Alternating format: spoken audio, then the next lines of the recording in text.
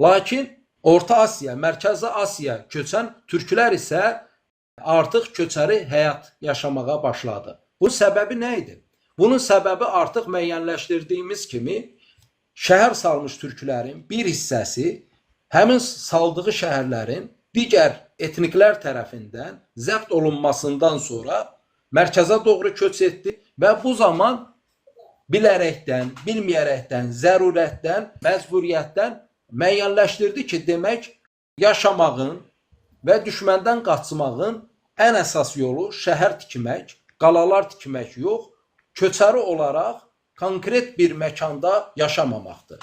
Və elə bu səbəbdən də demək ki, türklər zaman-zaman qurduğu şəhərlər digərləri tərəfindən, digər etniklər tərəfindən işğal olunsa da, köçəri olan türklər bu işğaldan qorunmuş və nəticədə öz dilini qoruya bilmişdir. Və bildiyimiz kimi, digər yandan əgər bir şəhər qurursansa və o şəhər inkişaf edirsə, zamanla həmin şəhər bir yol üstündə, çarpan keçidi üzərindədirsə, o şəhər inkişaf edir və bu inkişaf nəticədə digər xalqlarla təması və həmçinin zaman-zaman işğalçı qüvvələrin o şəhəri zəbt etməsi və ya həmin şəhərin ətrafında digər etniklərin gəlib məskunlaşması və bu zaman dil alış-verişi, digər sosial-kültürel alış-verişlərin baş verməsi ilə həmin xalq ola bilsin ki, zaman-zaman öz kimliyini itirsin. Lakin köçəri xalqlarda isə onlar daim hərəkətli olduğundan, kənar təsirlərdən daha uzaq olduğundan öz kimliklərini daha çox qoruma imkanları olmuşdu.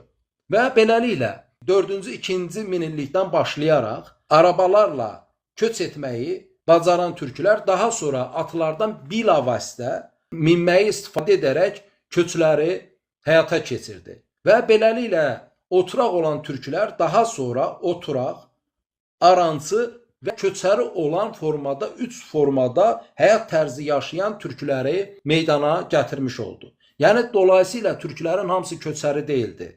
Türklər daha əvvəl oturaq formada həyat keçirirdisə, daha sonra heyvanları əhilləşdirməsindən sonra oturaq, arançı həyat tərzini həyata keçirdi. Daha sonra isə daha uzaq məsafələrə köç etməsi ilə 3 həyat tərzindən, yəni oturaq, arançı və köçəri olan türk boyları formalaşdı. Və at sürüləri olan türk boyları eyni zamanda böyük qoyun sürülərinə də sahib olması onlara daha böyük əraziləri tələb edirdi. Və bu şərtlər köçəri olan türkləri daim köç formasında yaşamasını məcbur qılmışdı.